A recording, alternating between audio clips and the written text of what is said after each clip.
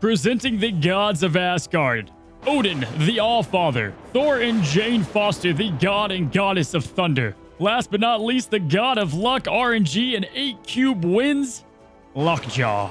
What is going on, and welcome back, guys. Today's deck is called God Dog, and the whole main focus of this deck is using and abusing the power of the gods of Asgard and their crazy on-reveal abilities. Now add this with much smaller cards that you can cash in for much larger, more powerful cards to dominate your locations. Add in a pinch of luck and RNG and just loads of to me. Let's jump into it. Now, just in case you're new to my deck, guys, I'm going to go ahead and go through all the essentials of the deck and the strategy of the deck. And then we're going to talk about loads of substitution cards that you can utilize just in case you don't have the cards that we talk about today. Now, let's start out with the most obvious, most important piece of this deck in Lockjaw. To make Lockjaw real simple to understand, when you play a card on a location with Lockjaw on it, he is going to replace that card with another card in your deck.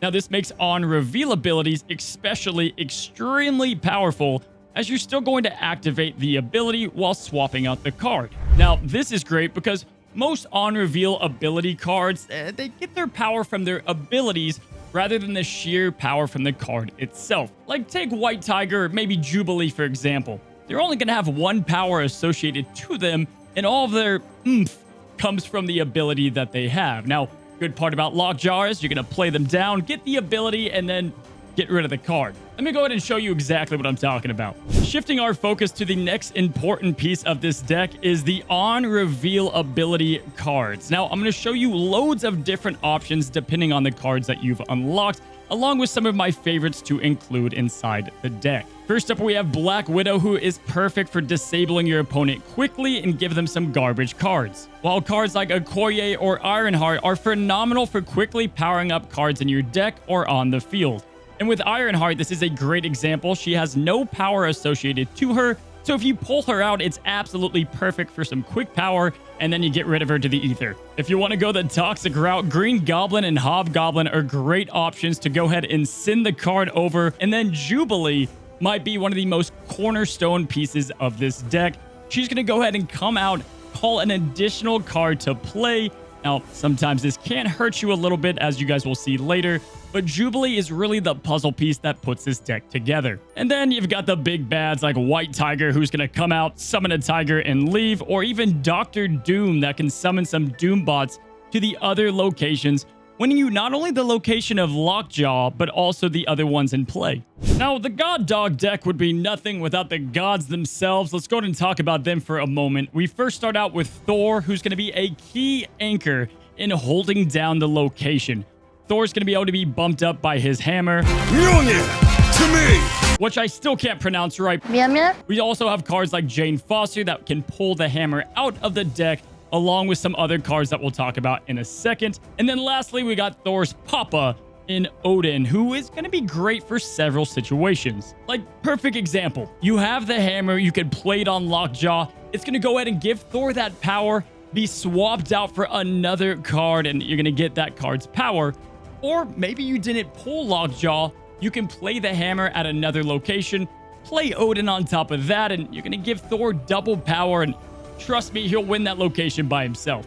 Now, while these cards aren't gods themselves, they are extremely powerful and very essential for this deck. There are loads of different options that you can use. My personal favorite is going to be cards like Giganto, Death, Magneto, or even smaller cards like Crossbone and Maximus.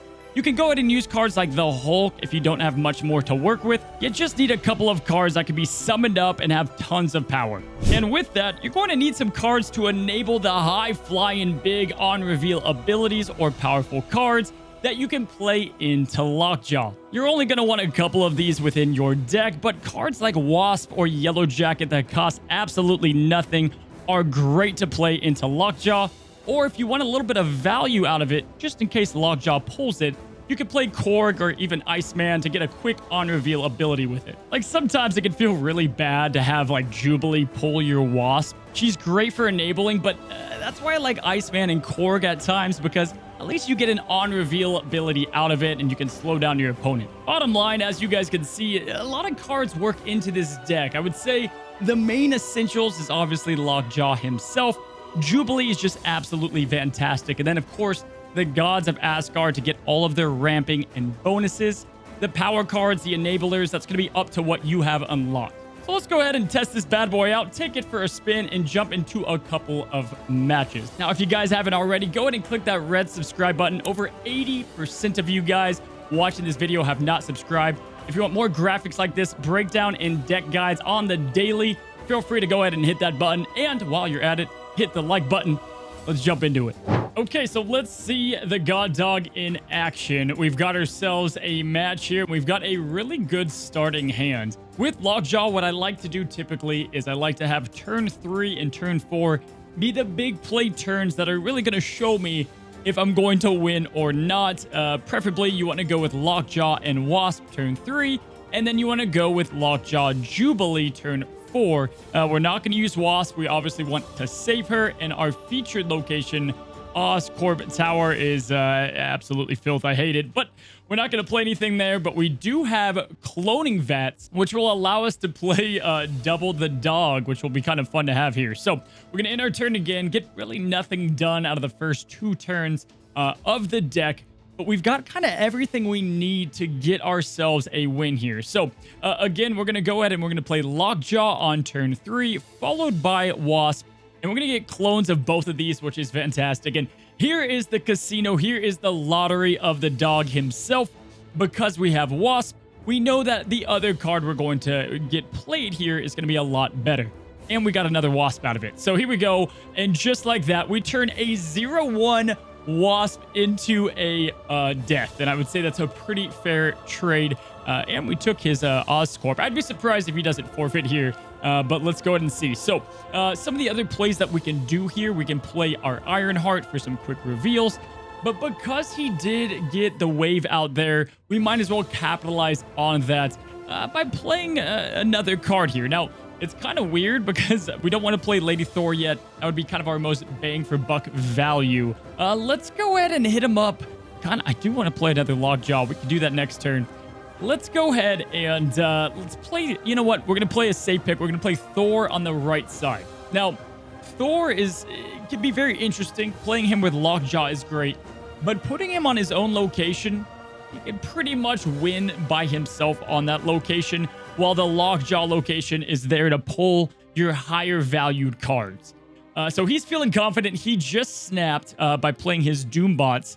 And let's have a little bit of fun here. So it is turn 5. And we've got a Lockjaw Wasp combo that we could play yet again. I'm going to go ahead and I'm going to play Lockjaw. Let's play Lockjaw right side for fun.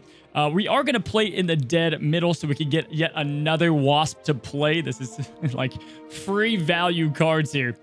So this is how it works, right? This isn't the Asgardian god power here because of the location. And we are playing a little bit more RNG.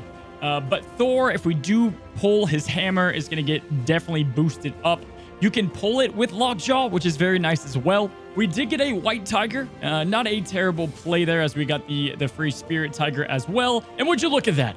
We got the hammer, which is going to be absolutely fantastic. The hammer I like to play typically in a Lockjaw position because it will give Thor the boost and go back into the deck, which is exactly what we're going to do. We'll play that on Thor's because we can allow him to go ahead and get another card there. And then lastly, we can go ahead and we're going to hit him with a Wasp Lockjaw combo followed by Giganto. So look at these positions and look at our location advantage here. Lockjaw with this deck, it just gives you so many options and so much power. We're obviously going to snap. I'd be again surprised if he doesn't forfeit. He does not. And just like this, we didn't have to use Jane Foster or Odin. We might get Odin here on the middle Lockjaw. We pulled our, 4th Wasp here. And we're going to be getting Jubilee. That's all but worthless. But so here you go.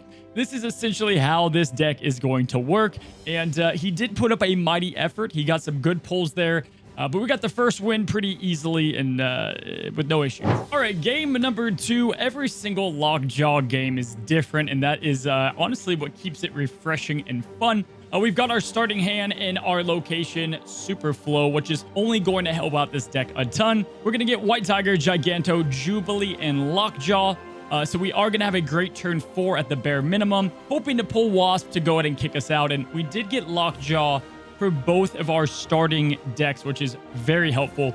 The deck can win pretty easily without Lockjaw, but it obviously complements the deck very well if you pull him early. So here we go. We're going to go ahead and look for that Wasp, see what we can get done. We can play Lockjaw turn early because of Super Flow. And we've got some squirrels that I'm kind of going to hog up some of the space here, but no big deal. That kind of messes up our Super Flow, but that doesn't mean we still can't play. So we'll go ahead and play them on the left side. Now, some things to note, if you get locations like Sinister London, you're not going to get a copy of the card that's played or revealed, just Lockjaw himself. So keep that in mind. You'll get 2 Lockjaws, but don't be expecting to get like multiple cards off of what Lockjaw pulls to the table. So with all these squirrels, we have a bunch of different options. We're definitely going to hit up with the Ironheart to boost them all up. And then, of course, the Wasp as well. Love that we pulled the Wasp. That means it's going to pull 2 cards that aren't trash. And hopefully we get either Thor, Death out there on the field.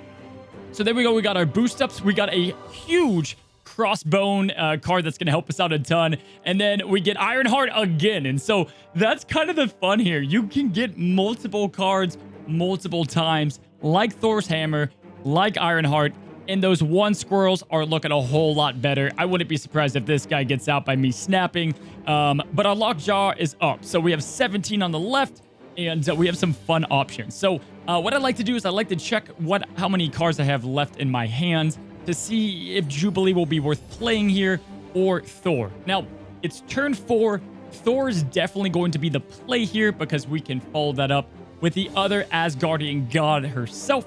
And I did forget, in this one deck, we actually don't have Odin involved here. And so he's not going to be possible for the deck that we're playing at the moment. But here we go. We got Thor right side. Left side is looking pretty good to win. And we have Death that we just pulled. So let's go ahead and obviously we're going to play Jane Foster. Thor on the right side. Really seal that down. And we're going to get Mjolnir, and we could follow that up with a bunch of different plays if we want to. Really anything in the cards outside of Death. Now, yes, we could have done Wave to Death. There's a few options we could have pulled.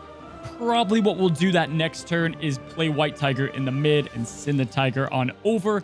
And that's going to guarantee us 2 locations. Probably going to forfeit here. I will be making another deck guide on Lockjaw and call it Lockjaw Casino, something like that. I think there's another very fun deck that I've used to climb multiple times.